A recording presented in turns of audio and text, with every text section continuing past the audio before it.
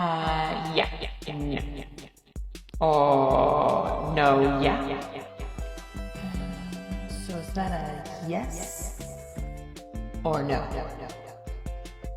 So we know that yeah means yes and no means no. But weird things happen when we start putting yeah and no together. There are a lot of combinations, so to avoid confusion, we're just going to talk about 2 today. Let's start with yeah, no.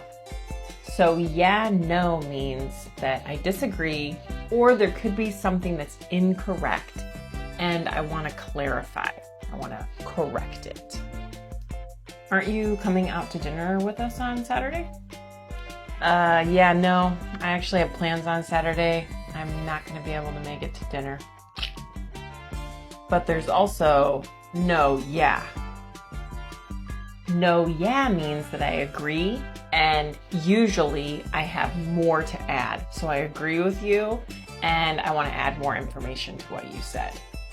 I think we should reschedule the meeting for another day. No, yeah, let's go ahead and reschedule that meeting, but make a note that I'm unavailable Tuesday and Thursday.